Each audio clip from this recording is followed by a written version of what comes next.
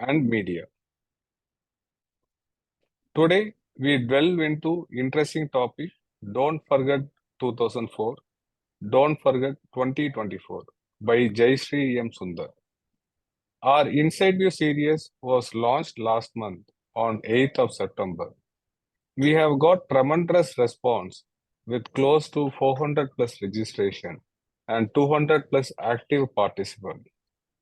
We have a diversified audience from various ad agencies, media houses, and marketers.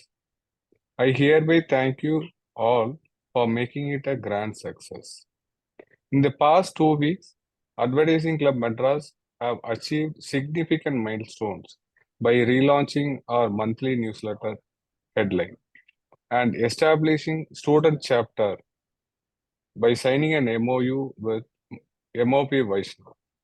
Additionally, our PGDA course has been relaunched, making an exciting phase in our educational initiative. Your presence here signifies your eagerness to learn and thrive into our field. Every question you pose and every insight you share enrich our discussion. Let's make the most of this opportunity, engage, ask questions, and let's navigate the fascinating world of advertising together. Thank you for joining us today. Now I invite Mr. Suraj Salim, our secretary and co-founder of Digitally Inspired Media, to introduce our today's speaker to you. Enjoy the program. Over to you, Suraj. Thank you. Thank you, Bala. And once again, thank you, Jayshree, for taking the time out and being part of the fourth InsightView series. All of us are looking forward to it. Very happy to see the rest of the crowd who's joined us today for this very insightful session. Before we begin, I'd like to introduce Jayshree Sundar, a gold medalist from University of Mumbai and an MBA from Jamnalal Bajaj Institute of Management Studies. Jayshree went on to spend 17 years at Lintas, where she was known for her work with clients like Cadburys, Maruti Suzuki, ICICI, Gillette, Parker, Xerox, Ponds, government businesses, and many more. She was Senior Associate Director and Executive Board Member at the end of her tenure there and went on to join Leo Burnett as President North for the next 5 years. She has transitioned to the world of academics and teaches marketing courses at leading business schools all over India. Known for her infamously good new business record, some of her favorite moments at Leo Burnett included winning the national campaign that brought the Congress to power in 2004, the Aam Aadmi campaign, and businesses like Coca-Cola, McDonald's, Aircel, Tetra Pak, etc. Jayshree is obsessed with latest consumer trends, the world of movies and political news. She enjoys writing and traveling. She is an avid observer of people and loves all forms of communication and has some popular social media hashtags. She's been a trainer in both her companies. She has also done a course in brand equity at the Wharton Business School. She has taught at IIM Shillong, IIM Jammu, Ford School of Management, School of Inspired Leadership, NIIT Imperial, Amity School of Communications, Times School of Marketing, Great Lakes Institute of Management, Chennai, and Manasur, and a few others, including management development programs. I once again welcome Jayshree Sundar to the fourth InsightView series. Over to you, Jayshree. Thank you so much for that lovely introduction. And I'm really happy to be here. And a big hello to everyone who's joined in. As they say in flights, sit back, relax, and enjoy the next half an hour, where I'll do all the talking and you have to listen. So should I share the presentation, and without wasting much time, should we just dive in? Please do. Yeah, okay.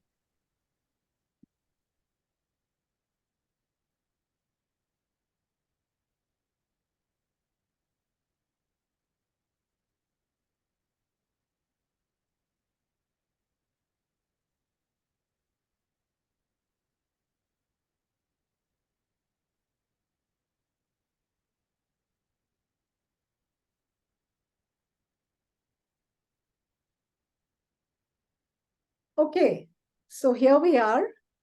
And I think what I'm going to take you through is perhaps India's biggest case study in the political branding, marketing, and advertising world, which happened in 2004. And I had a ringside view to it. In fact, I think I was in the ring.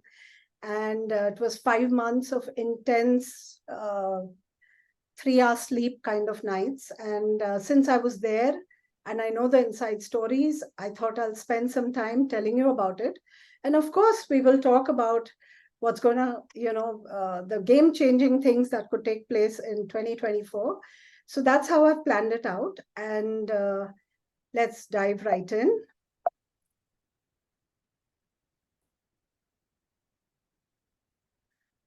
Before all else, I will take you to the day after the election results were announced in 2004.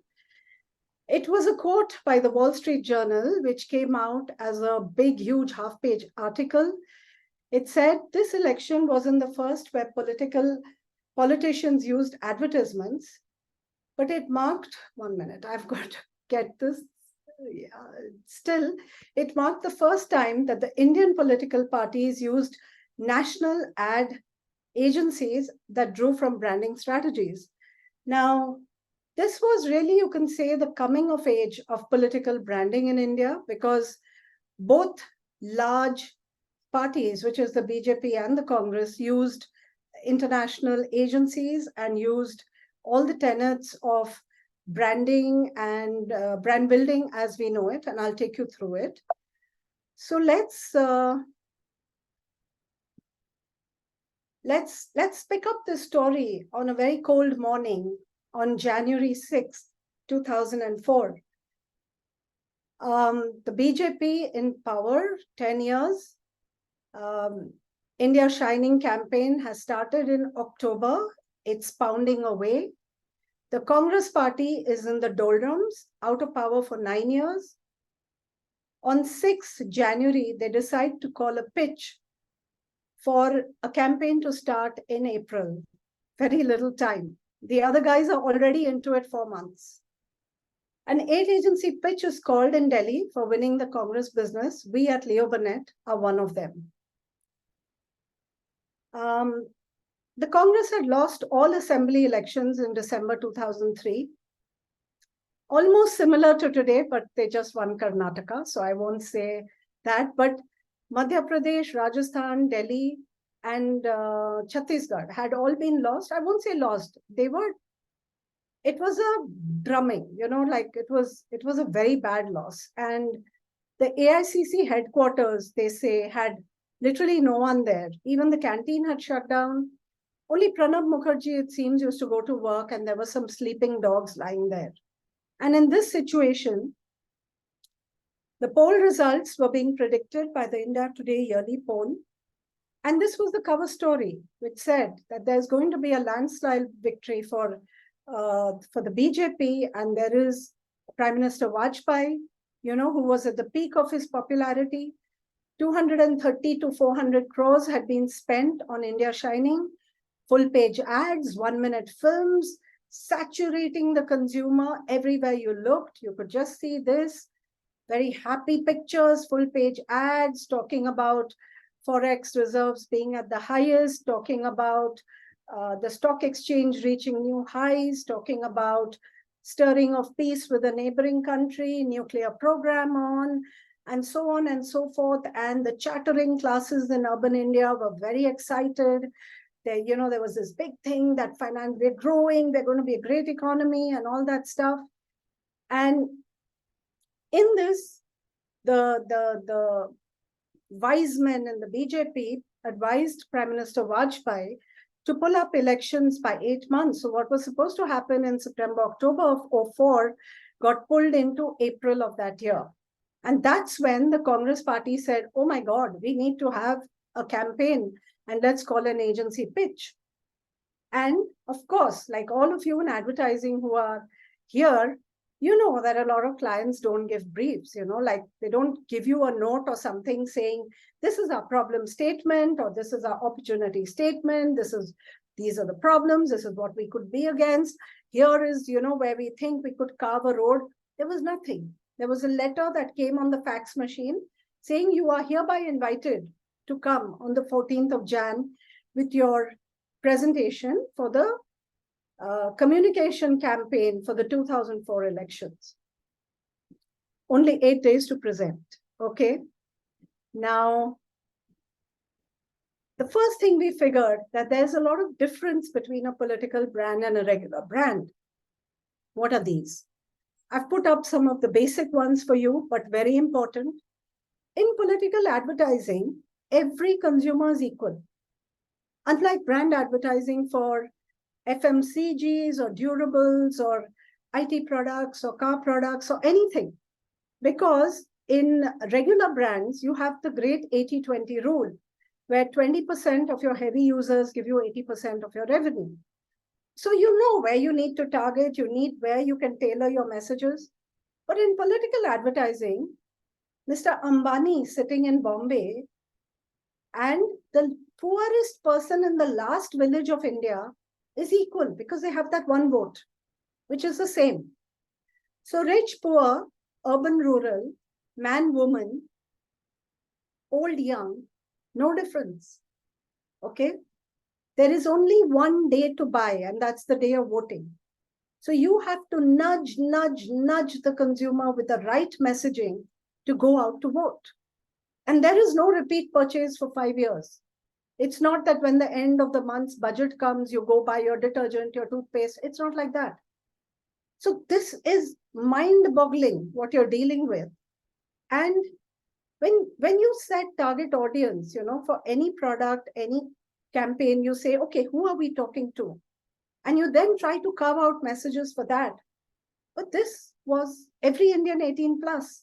And in 2004, that was around 675 million people.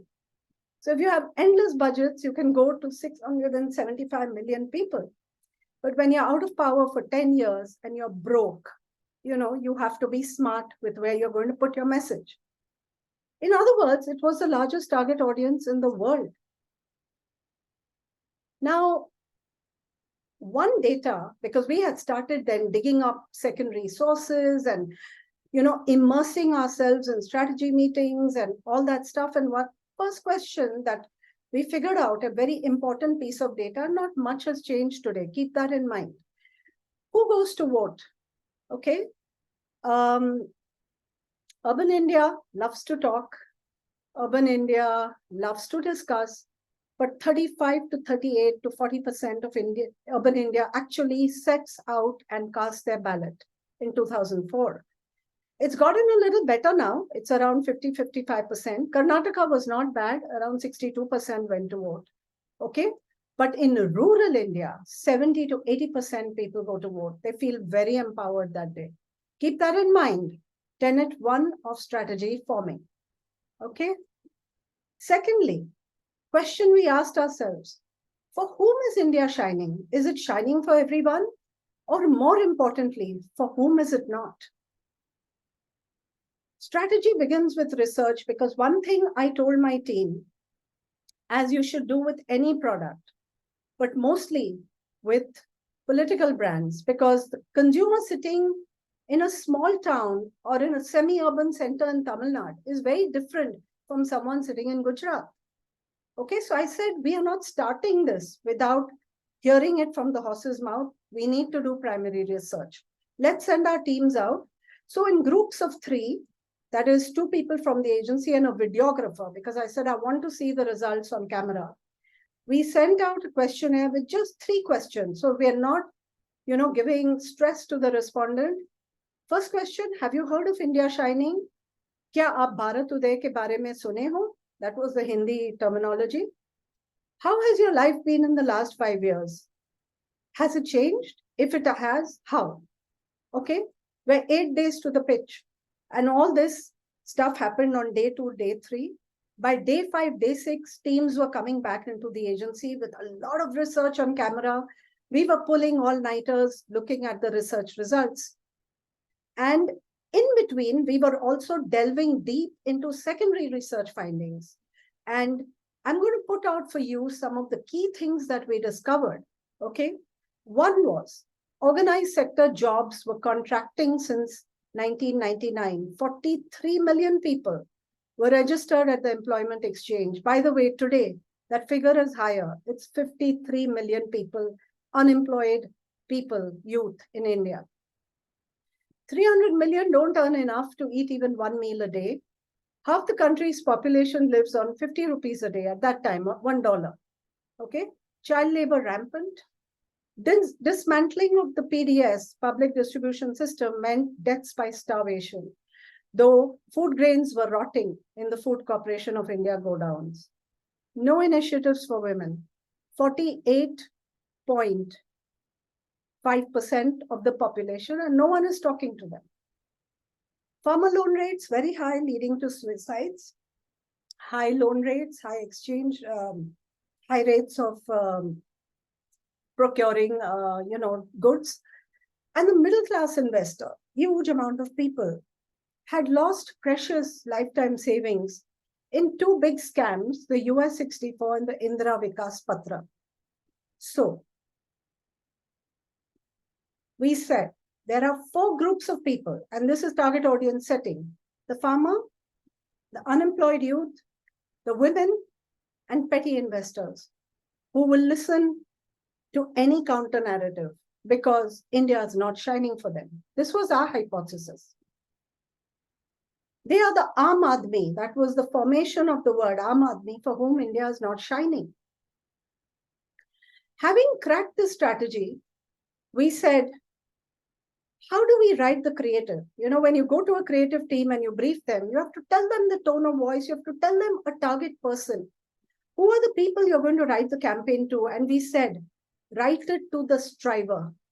Write it to the man who is hanging in the bus. Bus mein jo aadmi latakta hai, write the ad for him. Let me tell you, this campaign ran regionally. It wasn't a Hindi campaign. There was hardly any English. So if it ran in Tamil Nadu, it ran in Tamil, Malayalam, Telugu, Gurumukhi, Gujarati, Oriya, whatever was the language of the state, it ran there.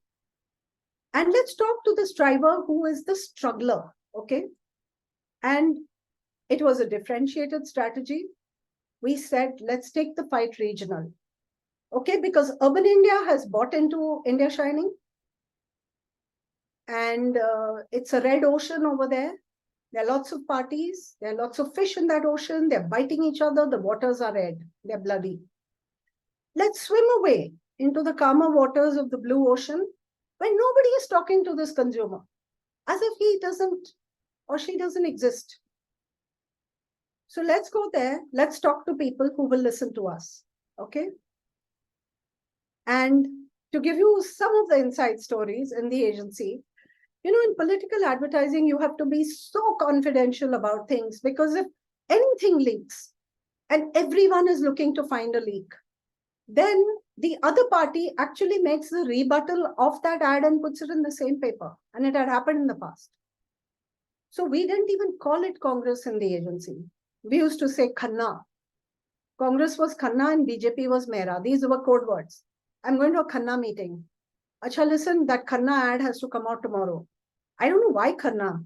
Maybe because in some deep past, I was a big fan of Rajesh Khanna. Maybe it was that. I don't know. And then there were also other things, like we had unlisted phones. The team, 15, 20 people of us who were on it, would only talk on those numbers, not our regular numbers. Phones were getting tapped. We had to change phone lines. There were extra guards in the agency with armed guards. Okay, there were lots of shredders. Every day things used to get shredded and taken somewhere far away and burnt in the night. Yeah, all this happened. Okay, there were a lot of personal emotions running crazy. And actually got a secret room built in the agency where the computers, scanners, all the work that was happening for Congress happened in there. And only the people on the team knew what was going on there. There were decoy acts. For example, in the media, it was told that Orchard Advertising Bangalore had won the pitch and the work was happening in Bangalore, because Orchard is a sister company of Leo Burnett, whereas it was all happening in Leo Burnett, Delhi. So you understand, I'm just trying to tell you what happened behind the scenes. Coming to another very potent thing of a political brand, it's the slogan. And some famous slogans, is Margaret Thatcher's "Labour isn't working," or Barack Obama's "Yes, we can," or Ronald Reagan's "Let's make America great again," which Trump used later again. And in India, Indira Gandhi's "Garibi Hatao," or Vajpayee's "Ab Ki Bari Atal Bihari," or even Modi ji's "Achhe Din." And to that, we had to find something very potent, something that would gain currency, because India Shining had gained currency. And we came up with this line, our creative team came up with this line, which was, "Aam Aadmi ko kya mila?" India Shining, what did the common man get? I will take you through a few ads. Believe me, in that period of March to May, so many ads ran. Smaller size, we didn't have money for full page. Okay, quarter pages, small pages, lots of newspapers crop up during elections and shut down then.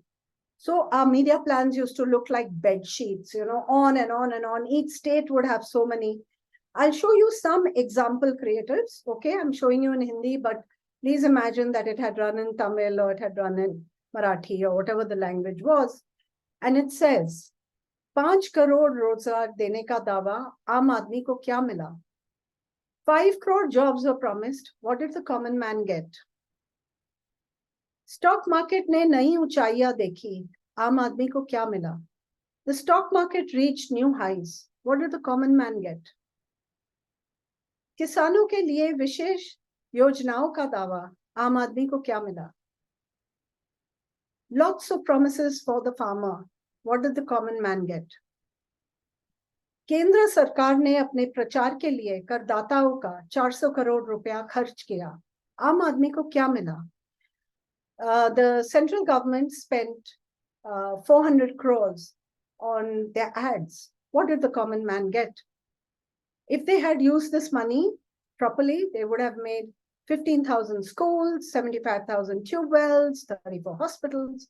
So, सोचिए, सोच के vote दीजिए. Think before you vote. This is the contrast I've put for you to see. India Shining, full page ads, manufacturer statement, very addy. Okay, and here by contrast, black and white, real people. Our creative team were in villages. Our creative team shot real people. Okay, it was unart directed, as our creative director said, it's unart directed. And the Asian Wall Street Journal, when this campaign ended, called it the cinema verite style of advertising, real, stark, bold, honest, which actually took the pants of India Shining. I'm not saying it, okay? Asian Wall Street Journal said it. Another ad, okay? And this is, again, we took things that were true. So in Rajiv Gandhi's time, he had actually empowered women to the Panchayati Raj. He had given them office-bearing positions. And this is an actual village with actual women in the Panchayati Raj. And it says, Congress ke Raj mein hai hamari sunwai. So in the Congress's regime, someone will listen to us. This is 2004, okay? Congress is a world beater. They brought in technology. So for example, the computer revolution, which Rajiv Gandhi brought in with Sam Pitroda, putting a PCO in every village in India. So everything had sort of started at that time.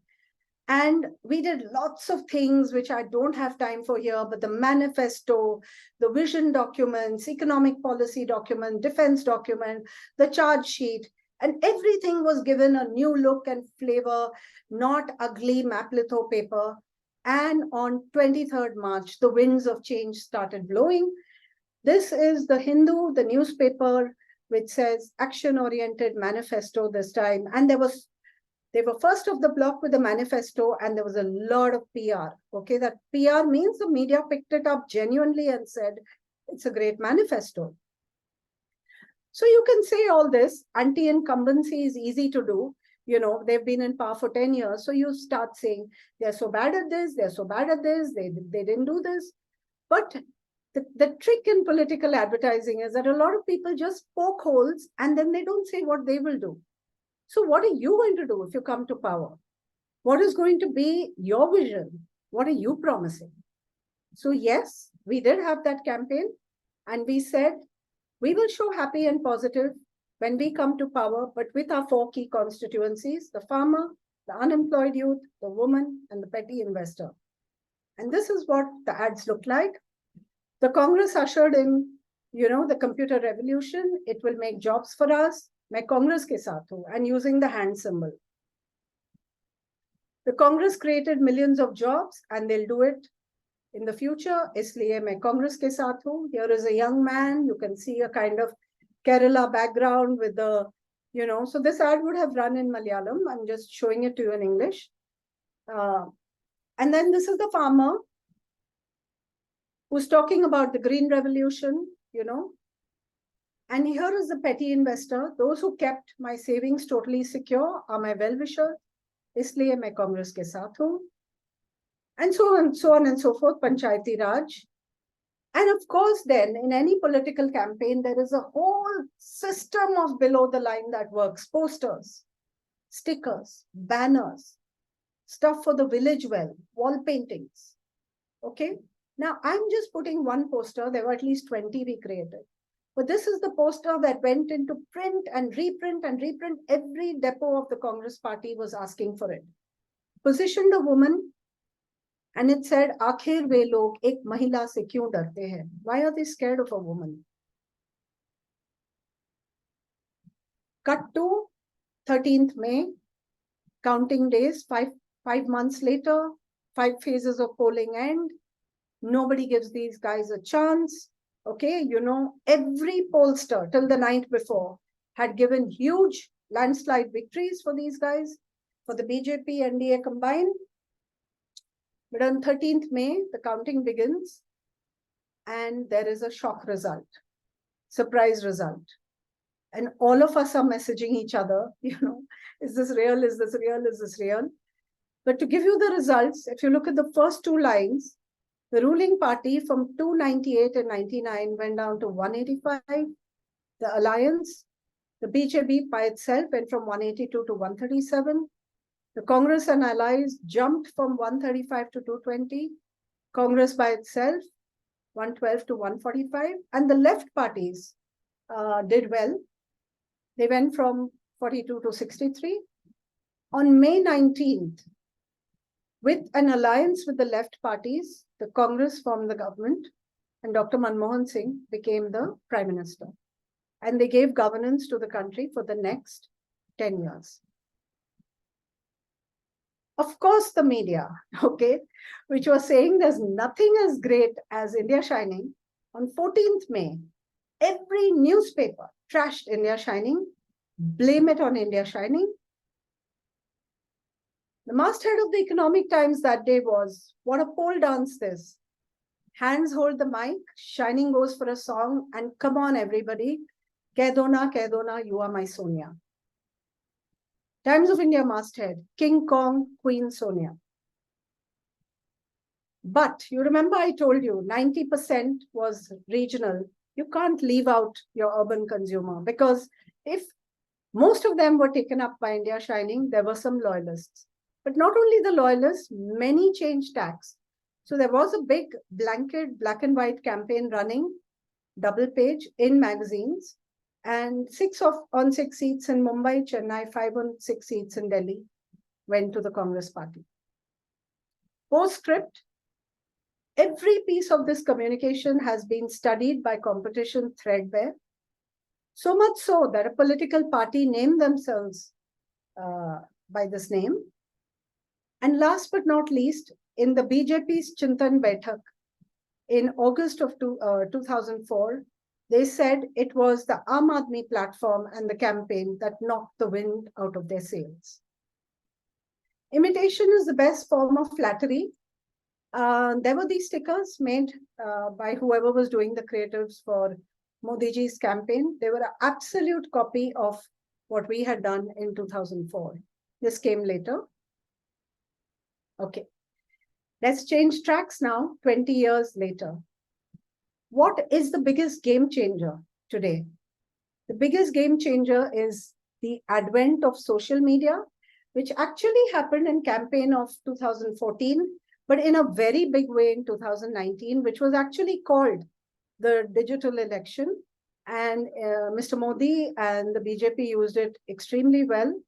And in 2024, it's a completely different ballgame. In 5 years, it has grown by leaps and bounds. And let's talk about some data. There is a phone in every hand, okay?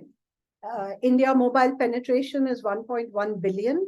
So if we say 18 plus, definitely there's a phone in every hand. The smartphones are about 71%. And there are 900 million internet users predicted till 2025. That figure today is 775 million. So it's a very tech-savvy country with a lot of penetration. Take a look at this. It says there is an entire generation of digital natives who would be voting in 2024 who would never have consumed the 9 o'clock news on television or opened papers in the morning. And I can vouch for this. I teach a lot. The average age of my students is somewhere between 24 and 22 and 26. None of them consume anything apart from their laptop and their mobile phone. They never look at a paper. Sometimes I ask, has anyone seen the paper? And all heads are looking down. Does anyone go on the 9 o'clock news? Who has a TV? No. So that's the big change. And there's new media. And these are influencers, okay, who exist heavily on Instagram, on Twitter, on Facebook. But let me throw some numbers at you, okay? The second largest social media platform in the world is YouTube. And it's huge in India. It's number one in India. It's 600 million people are on YouTube. Facebook is next at 450 million. And Instagram has grown very big at 350 million. Twitter is much smaller, it's 30 million. But what is the importance of Twitter? Whatever trends on Twitter, okay, makes news and actually goes back to the 9 o'clock news. So it's a very symbiotic relationship. Now, let's see what's happening with these new media influencers and users. There is a guy by the handle of Beer Biceps, Ranbir Alabadia. Under the collaboration of mygov.in, you know, 4 very key ministers of the BJP had long interviews with him because they're podcasts, right? So they're not 1-minuters and 2-minuters and the usual boring speech or, you know, television interview. It's a relaxed interview. You get to know the person, you get to know what they eat, how much they exercise, do they like movies? There's emotional connect. So you had Jayshankar, you had Smriti Irani, you had Rajiv Chandrasekhar, and you had Piyush Goyal. Now the interview with Jayshankar got around 8.8 million views. So this is where the youth are, okay? And this is what they're gulping. And the Indian government has got very smart and they're using these kind of things. Let's look more. Nitin Gadkari, who you know is a very popular minister, seen as someone who works really hard. He went to Raj Shamani, who's another very big influencer YouTuber, and he did an interview, 2.3 million views. Rahul Gandhi used them rampantly during Bharat Jodo. Every day you had someone or the other walking with him, covering it. Okay, and remember one piece of data. 65% of India is below 34 and 50% of India is below 25. And a lot of them are first-time voters. And they listen to this stuff. So Kamya Jani, who has a YouTube channel called Curly Tales, has 2.2 million views on this show of Rahul Gandhi, who actually after a long day had dinner with her. And there were questions like, what's your favorite food? And do you eat ice cream? And do you cook? And, you know, things like that, which we never get to know about our politicians. So everybody is now trying to bring out an emotional side, a more rounded side, of things. And of course, the challenges in this whole thing is the fake news, too many people. So suppose there's one politician and he's doing a news stream, or he's coming on Instagram or Facebook. He has a team.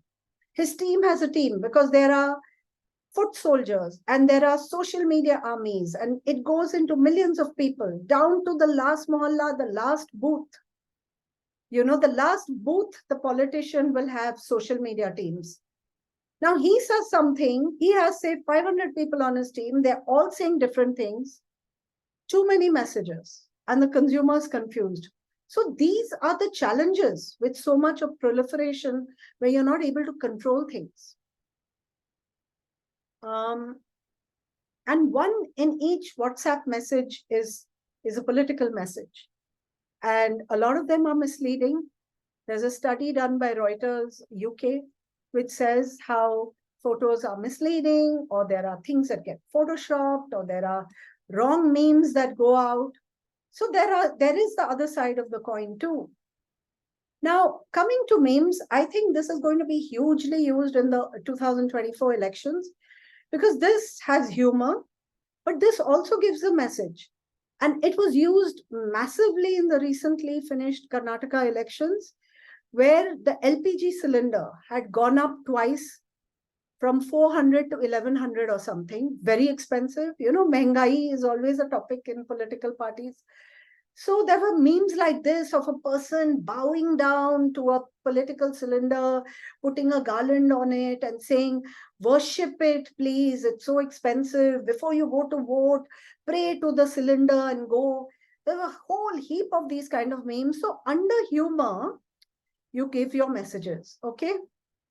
Look at this. I'm sure you remember that girl in 2018. She took India by storm, Priya Warrior, famous wing girl. Looking at Modi ji, of course, it's good for Modi ji because it shows he's so fit. He's bringing yoga to the world. And, he's got eyes on him and stuff like this. So it's fun also. And there are too many people involved. Now, if you ask me, pardon me. If you ask me, if I was running, 2024 for any party, what could be a winning formula is on ground in political campaigns should be as strong as whatever media you're using, whether it's social media, whether it's digital. Okay, there is no substitute for being in your constituency, for working the streets, for doing your rallies, for promising things, and for keeping to those promises, for showing up. Okay, because, look at someone like Shashi Tharoor.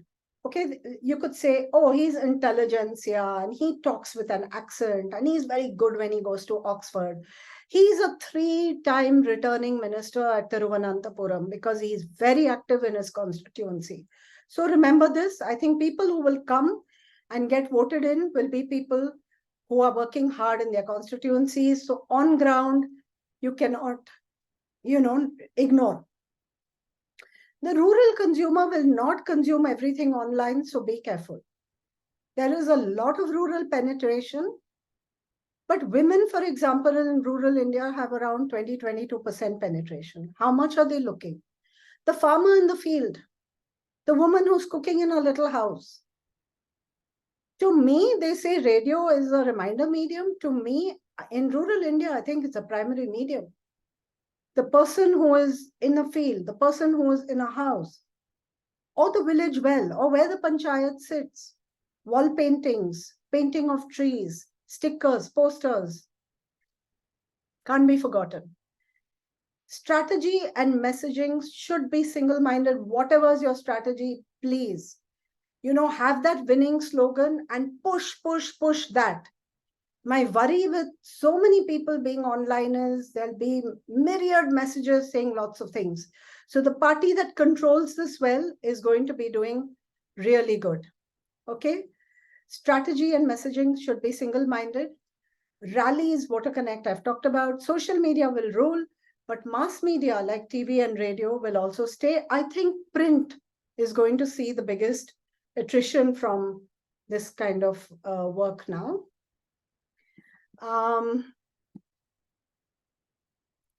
Where is the counter narrative?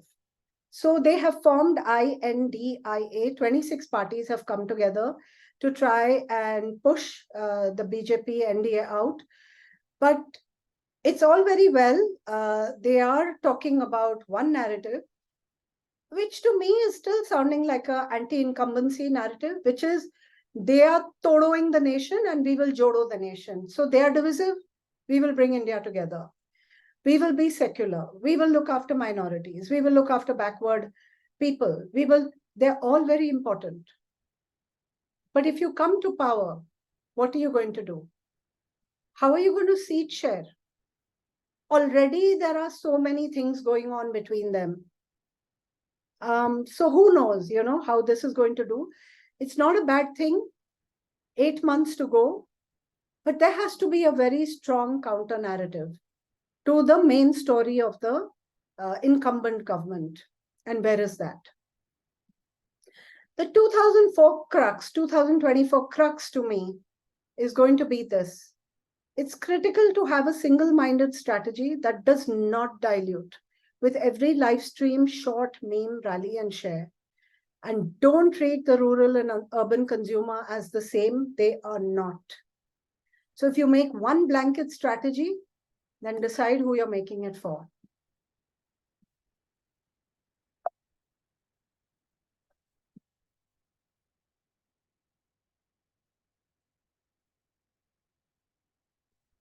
I have often been asked this question. If you were doing 2004 and 2024, what would you do? Of course, I'd use social media hugely. I mean, I just think my hands itch to think what we could have done with Aam Aadmi Ko Kya Mila had we had all the social media arms with us. And when I think deeply about it, I think what has changed? 53% people are still unemployed. Women, how much is being done for them? Yeah, they get put on some posters. They get taken to rallies. How many of them are getting tickets? Okay. Is the middle class really happy? It will need some research. Okay. And farmers, you know the story with farmers. So probably the target audience is still the same in some ways. And it's high time the work begins.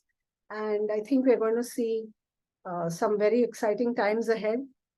I'll just leave you with this one line. They say cricket and Bollywood are the religions of India.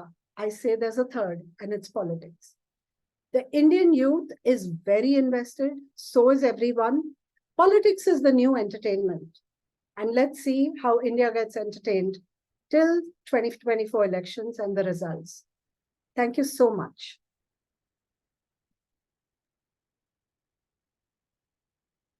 Thank you, Jayshree, for the insightful session. It was seriously an eye-opener for me personally.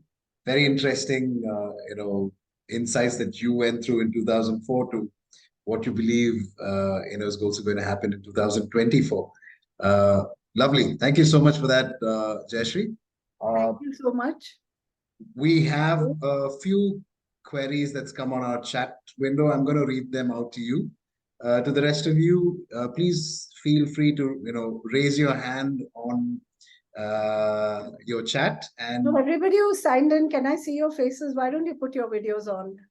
Yeah, that would be really nice. And let's have the full screen.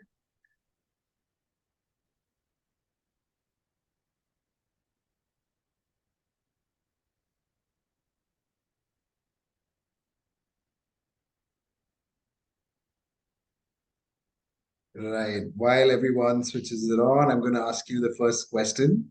Yeah. From Mr. Mohammad Zabullah Hamid.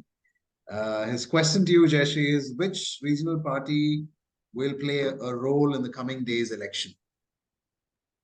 Which regional party? so many of them. I mean, okay, someone is saying that the host has disabled the video. Kanta Advani, can you just get her back on, please? I just saw it. A message popped up. Oh, okay. Oh, everybody. Lots of people are saying that host has disabled the video. We'll just check on that. Yeah, I think it's enabled right now. Right now. You please check again.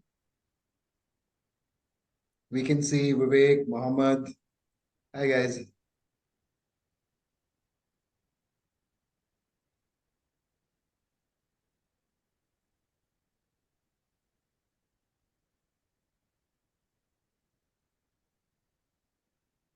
Right, so we have another 10 minutes to go, and we'll keep the Q&A for the next 5 minutes.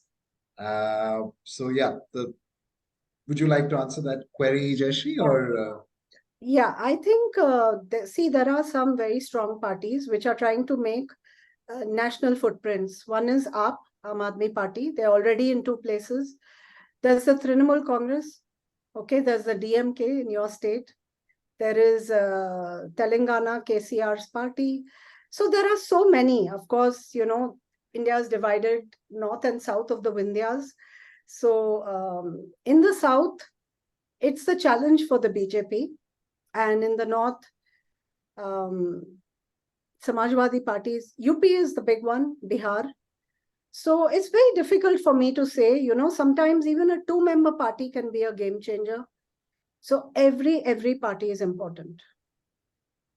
Right. Next question is from Anbucharian. That's Bharat or India in 2024, INDIA.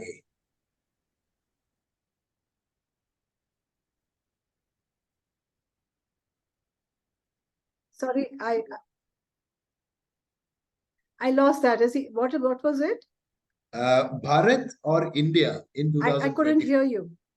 Sorry, am I audible? Am I audible? Jayshree, can you hear us?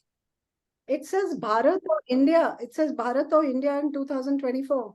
Yes. Yeah. I mean, does he mean the BJP? Bharat refers to BJP and India bloc. Okay. Well, let me tell you one thing, what I feel about the BJP. They are in continuous election mode. If you think they're not in election mode now, they're creating WhatsApp messages and forwarding it. They work very hard. Okay, Prime Minister Modi works 18 hours a day. So does Amit Shah. They have very deep pockets, and they have promised a lot of things in terms of, you know, for the rural consumer, stop to think, or for somebody who is below the poverty line, are they interested in a narrative of divisive India versus non-divisive India, or are they interested in that money that comes into the bank account every month, the job that gets promised to them, electricity that's happening, roads that are getting built, toilets that are getting built? So I think these guys have deep pockets, and it's going to be very hard for someone to better that. But, you know, you can never say never. See what happened in 2004. So I would never say never. But the way they're going, they're strong. I'll just leave it at that. Okay. The next question is from Probir. Slightly long question. It says, Yeah. what are the major messages that can change the positioning narrative? For example, BJP is pro-Hindu only, but the announcement of the world's biggest mosque in Ayodhya, does it, or it depends on the amplitude of the messaging? I think that's the question. Well, you know, even in their messaging, they have a very Hindutva agenda, but then they say we want to be inclusive to everybody. Now, it is a question of believability. I was talking to somebody yesterday, and I said, you know, I've read somewhere that they're building a mosque in Ayodhya, and that person said, oh, impossible. So there are some people who disbelieve, and I don't know what their messaging is going to be. It's probably going to be growth and Achhe Din and Vikas, and they will also talk about inclusivity. but it's for the voter to see. They are building a very, they're undercurrents, but what they talk is that they say it's inclusive and they're going to, that every Indian is equal. So their messaging is going to be nowhere in that area of any divisiveness or anything. It is going to be about inclusion, economic growth, and stuff like that, according to me. Right. And the last question for the session is from Frida. Which personality determines the brand personality of the opposition party? Ah, that's a very good question. Now, who is it? Because there are such big topes sitting there, you know. So is it Rahul Gandhi? Because Rahul Gandhi is young. He is showing a different narrative. He's going on a bike to Ladakh. You know, he's walking. He's walked from south to north. He's chill. He's sitting in dhabas and eating. He's with young people. There was a new video I saw where he's brought a little doggy and given it to his mother. Very endearing, you know. So are we going to get him, or will they then say it's going to be Mr. Kharge, who's in his 80s? Or will then Mamata Banerjee, because she also has national, ambitions? Or will it be people from the Samajwadi Party? I don't know. I don't know. They haven't announced. And when you go without a prime ministerial face or somebody leading the charge, it puts you more in an ambiguity. So who knows? But I'll tell you one thing. One piece of data is there. Mr. Modi, I've been tracking because I've been doing a lot of these presentations on not just this, but other stuff. You know, about 2 years ago, his followers on Twitter were 60 million. Today it's 92 million. Rahul Gandhi's was 8 million. Today it's 30 million. His YouTube channel is growing hugely. But I'll tell you one thing. His programs, his tweets, his YouTube interviews get retweeted much more than Prime Minister Modi's. So they're more sticky. There are more people watching and engaging. And in social media, it's all about engagement. It's not about likes. It's about shareability. So when his things are getting shared a lot more, it means they're going on some WhatsApp, it's going somewhere, it's going somewhere. So these are the little things you have to watch out for. He's the Prime Minister of the country. He is going to get a lot of people following him blindly. A lot of people also love him. But here is a growing brand, very quietly, that gets more traction on social media. More shares, more retweets, etc. So, you know, it's interesting. There are 8 months to go, and let's see where all this is going. Right. And I think we'll take this last question from Jayati Mukherjee, and we'll wrap up the Q&A with that. It's, don't you think the party that will win can tap in to get support of the rural India and the younger generation? So what is the common element that these two diverse target audiences have, in your opinion? That's a really good question. As I said, there are too many young people in India. Below, 50% is below 25. 18 to 25 is going to be a very key target audience, and they're the people who will be the first-time voters. And the rural India people, they are the destitutes who actually want their next meal and they want a job. The youth wants a job. They're also passing out and coming into the workforce. They also want money in their pocket. So it's very hard for me to sit here and carve a national strategy for a brand in 2 minutes. But that is why you have professional people and you have thinkers, and you can find a way. Okay. So jobs is one, employment is one, money in the pocket is one. So you can. Excellent. Thank you so much, Jayshree, for taking all the questions and answering it in detail. I'd like to, hand it over to Umanath, who is the treasurer of the Advertising Club of Madras and the managing editor of Media News for You, to deliver the thank you note. Over to you, Uma. Good evening. Thank you, Suraj, and thank you, Jayshree, for taking us through a wonderful session briefing us on the branding and marketing in political landscape. So that was very interesting to know. I don't know how many are really gifted to get into such kind of a confession statement kind of session where from the very person who was into the center of the 2004 campaign, where the agency professionals were at times behaving or acting like agents of secret services, operating from secret numbers. All that is really unimaginable. So when you ask a communication professional, do you need to operate in, will you be operating in such way? We will never think about it. But I could see that this is a situation that you guys went through and you managed to overcome and grant a historic success, and that to 2 decades before, and now it's 2024, and we are all looking at the upcoming summer. What will happen to the country, and it's a similar situation. Very interesting to compare just by adding 20 to 2004 and just 24, 10 years again. It's really, interesting to know that. And you also took us through the difference between a consumer branding and a political branding, which was also very interesting, and nudging the consumer till the judgment day.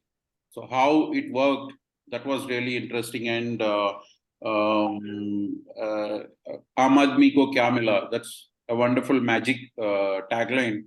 I was really, when I was listening that, I was tempted to ask what you will do in 2024, but subsequent slides, you explained everything. So that was really informative. So I just took some screenshots for that to share it with some of my friends who are in the political parties. So these are some of the basic secrets from the very person who has been in the center of change in 2004. So if at all you guys are serious about it, so just take note of it, karke. So that was really interesting. And then in the new media world, how to handle 2024 under the how to attract the younger generation using the new media and social media.